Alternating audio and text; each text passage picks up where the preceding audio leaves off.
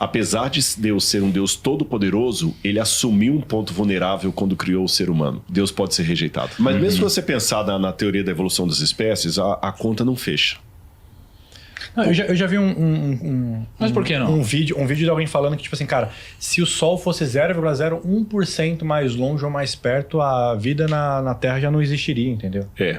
Que a água não se sustentaria no planeta, que isso a gravidade é o ajuste fino que eles chamam. Ele fala assim que é muito preciso para ser um sem querer de uma explosão, entendeu? Esse é um ponto. E ele tá certo. O ajuste fino, ele é tão assim, milimetricamente, menos que micromineticamente ajustado, que até um dia conversando com o Sacani mesmo admitiu para mim. O Sacani, ele já gostou de OVNI, né, de UFO, mas hoje ele não acredita mais em OVNI.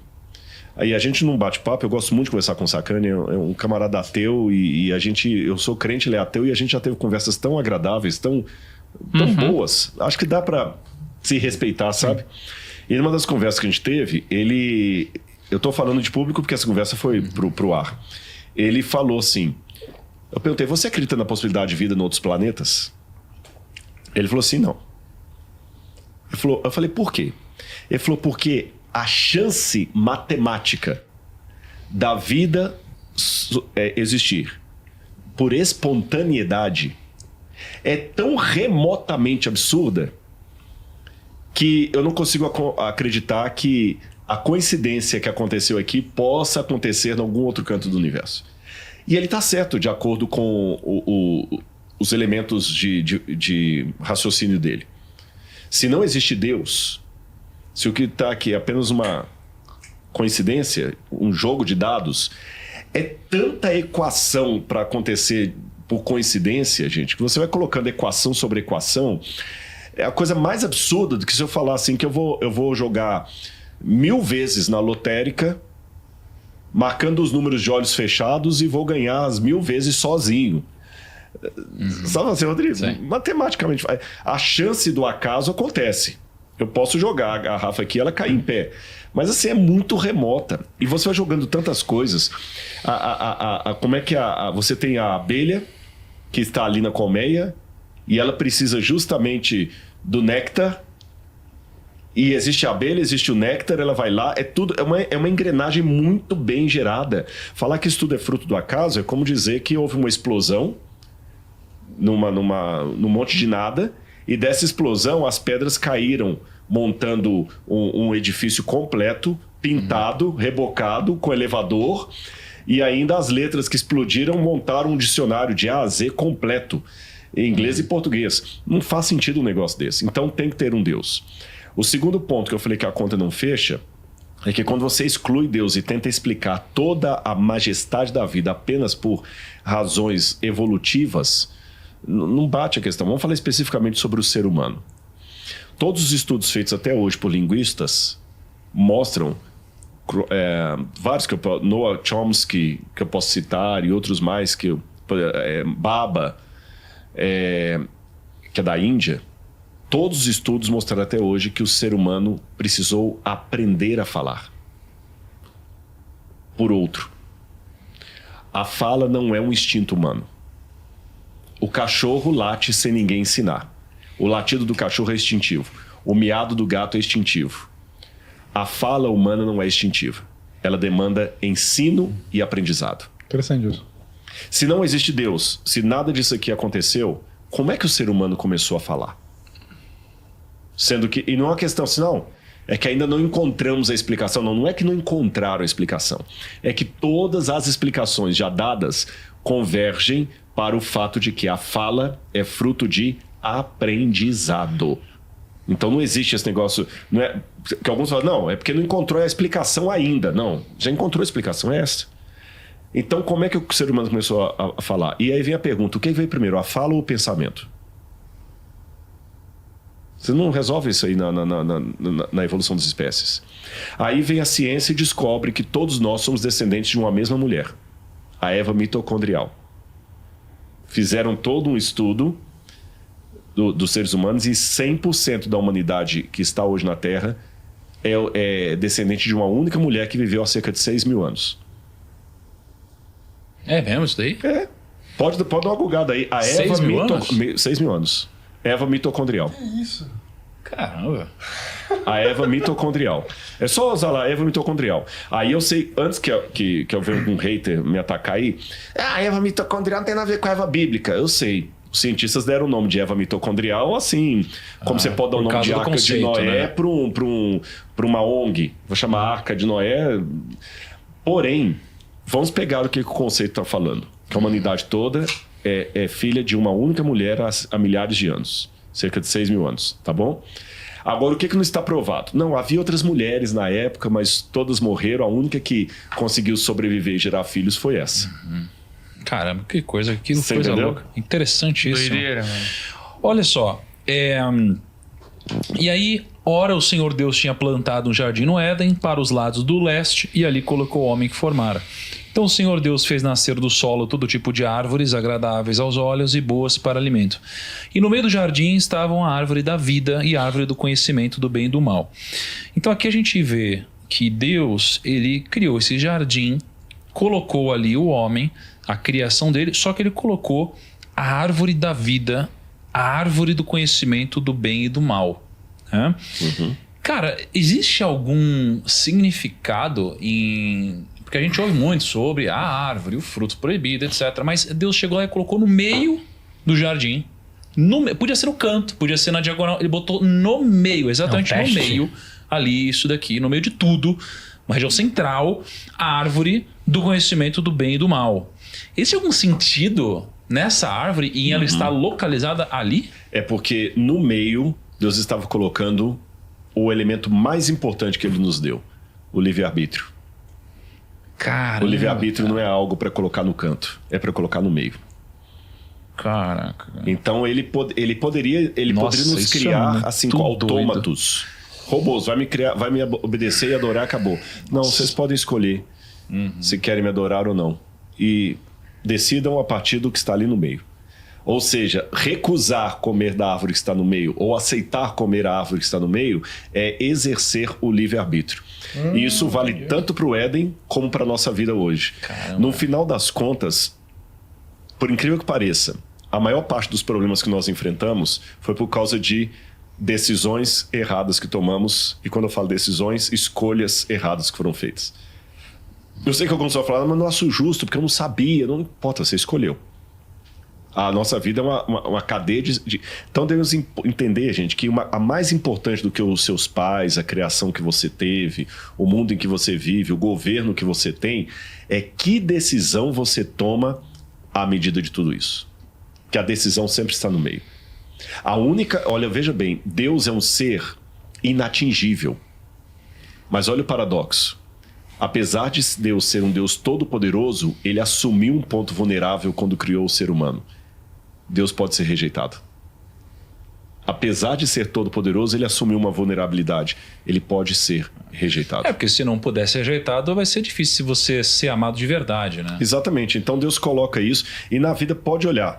Eu já fiz um exercício uma vez com um grupo de adolescentes, que eu quero trazer isso para vocês aqui. Eu fiz uma brincadeira com eles, que eu disse assim, olha, eu vou tirar dessa caixa aqui um objeto. E eu escolhi 2 ou 3 ali. Vocês vão contar uma história em 1 minuto. Só que a cada vez que eu tirar um objeto da caixa, você tem que incluir o objeto na história. E quem contar a melhor história vai ganhar um prêmio no final. Que eu não revelei qual era. Aí, cada um contava. Alguns eram mais engraçados, outros mais tímidos, mas todo mundo ria. Quando você estava contando, por exemplo, assim, como é que você fundou o Grupo Primo, aí daqui a pouco eu tiro da caixa um Darth Vader, né? Do Star Wars. Aí eu tava lá assistindo Star Wars no cinema e tudo e tal, aí tiro. Daqui a pouco eu tiro uma banana. Você tem que incluir. Foi muito engraçado. No final eu falei, pois é, eu vou dar uma surpresa para vocês aqui. Todas as histórias são válidas. E todo mundo vai ganhar o prêmio. Mas vocês vão aprender uma lição. Vocês não tinham controle sobre o que eu iria tirar da caixa. Por isso vocês ficavam assim tensos, olhando para a caixa, o que vai sair dali, porque vocês não sabiam. Você não tem controle sobre o que vai sair da caixa, mas você tem controle sobre que história você conta a partir disso.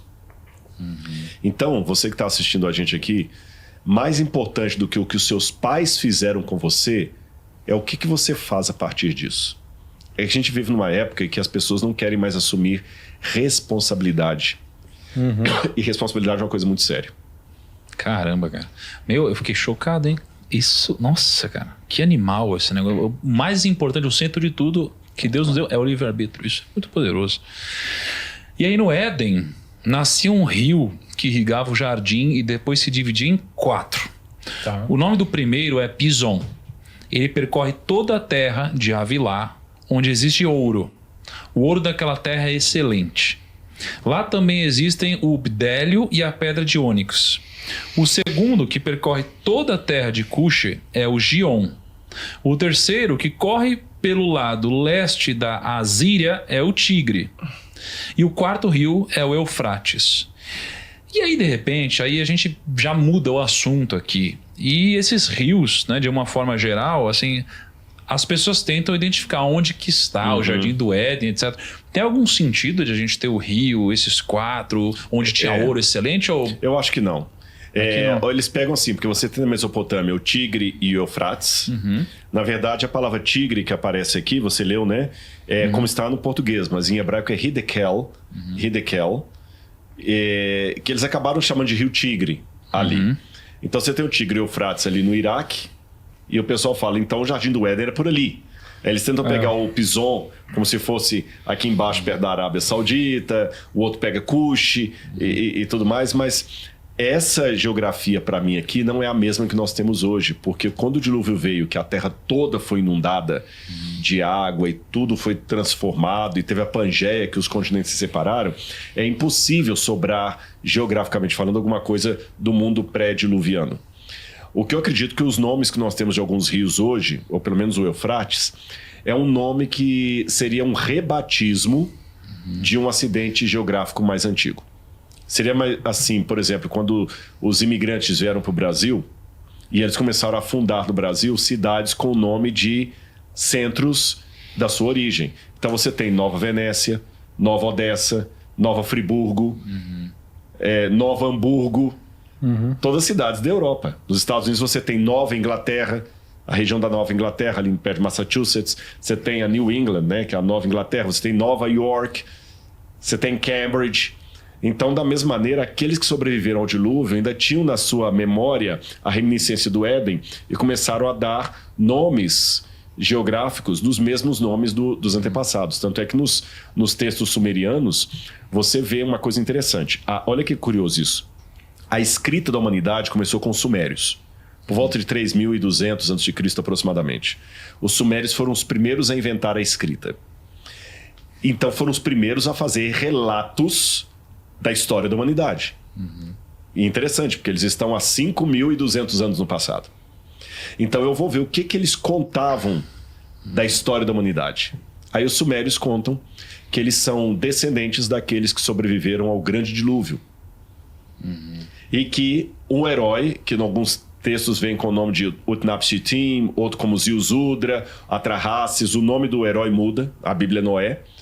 Esse herói sobreviveu às águas do dilúvio com sua família, eles são descendentes, portanto, dessa família. E nos próprios textos sumerianos, falei, o que havia antes do dilúvio? Havia um jardim paradisíaco chamado Edenu, que vem da mesma raiz da palavra Éden, Edenu, e nesse jardim paradisíaco morava a humanidade que foi expulsa de lá. Você entendeu? E Edenu tem a mesma raiz sumeriana da palavra Éden. Caramba. Então você vê que a mesma estrutura da Bíblia é contada no berço da civilização humana. Legal. E aí o Senhor Deus colocou o homem no jardim do Éden para cuidar dele e cultivá-lo.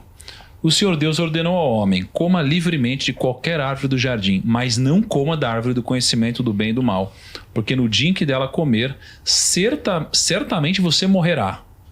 Então o Senhor Deus declarou: não é bom que o homem esteja só. Farei para ele alguém que o auxilie e lhe corresponda.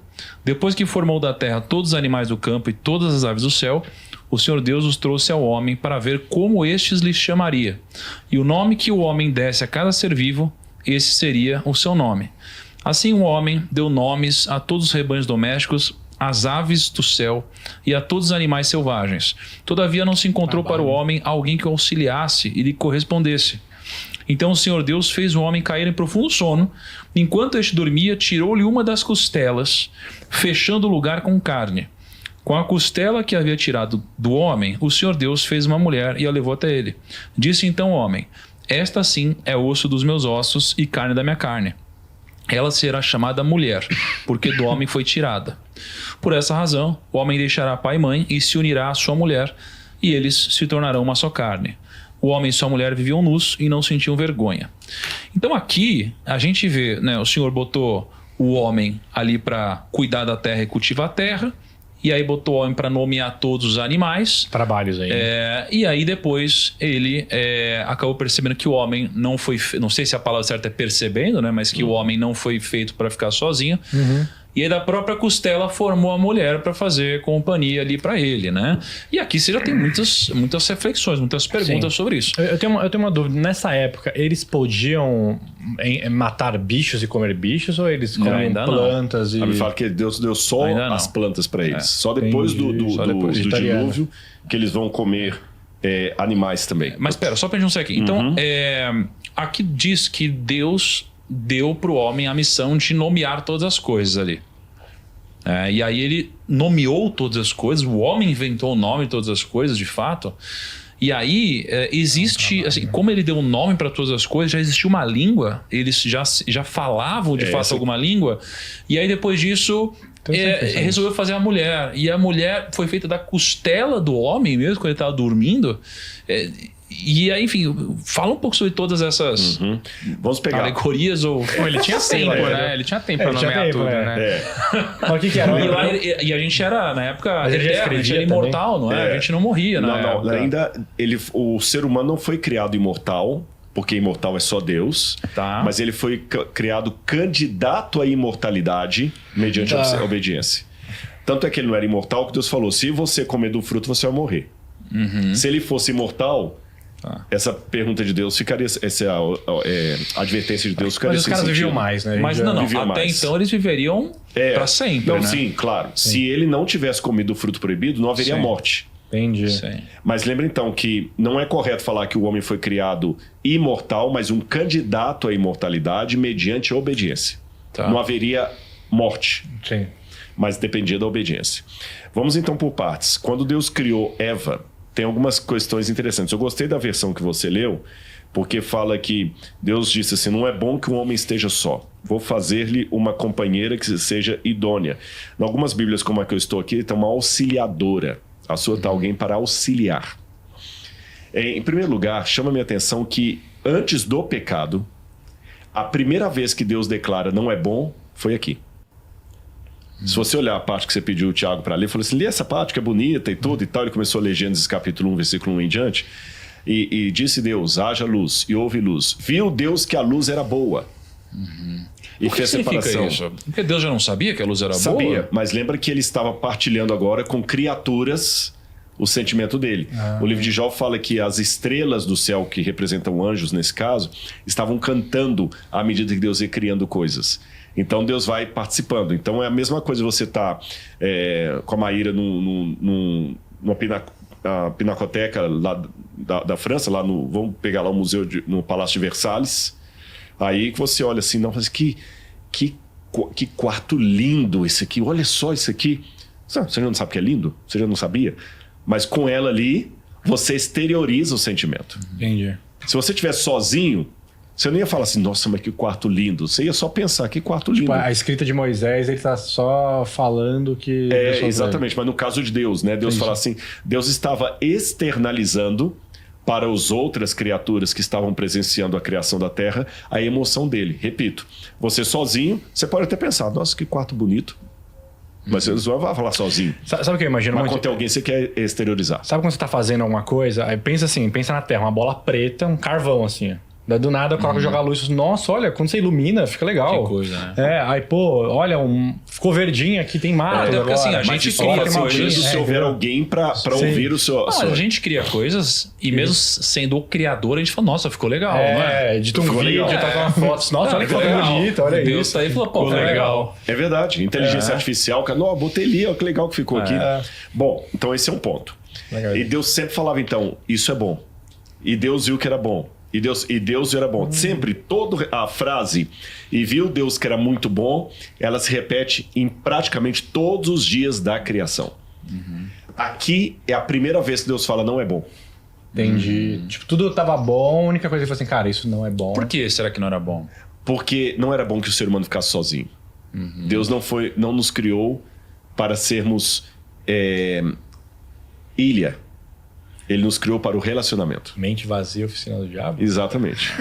Nós precisamos... É bom que o homem tenha alguém. Aí vem um problema com a tradução, que fala assim, eu vou criar para ele uma mulher que seja uma auxiliadora. Na tradução do Tiago é auxiliar.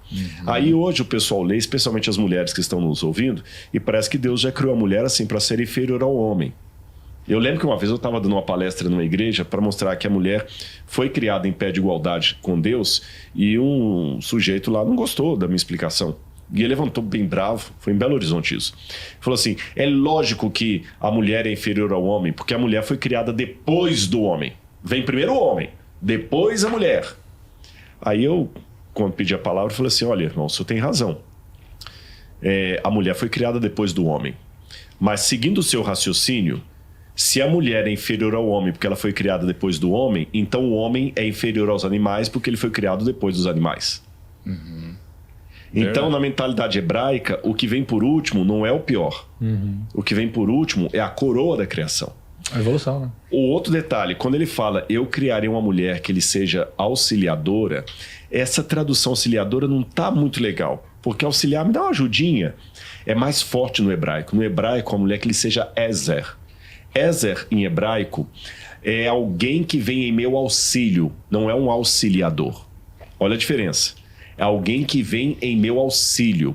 O Ezer é o cara do corpo de bombeiros que pula na água para te tirar quando você está afogando. É a polícia militar que chega rapidamente em sua casa quando ela está sendo assaltada. É aquela pessoa que vem para te proteger. É um auxiliador, um socorrista. Tanto é que quando o filho de Moisés nasceu, Moisés chamou o menino de Eliezer. Eli, El, em hebraico, Deus. El, Deus. E, meu. Eli, meu Deus. Ezer, meu Deus, é auxiliador. Eliezer, meu Deus, é meu auxiliador. Então, chamar a mulher de Ezer é colocar a mulher num patamar muito alto. É dar à mulher, em primeiro lugar, um título que foi dado ao próprio Deus. Deus é meu Ezer. E aqui a mulher é Ezer. A polícia militar, então. A polícia militar. Pô, faz muito sentido em casa.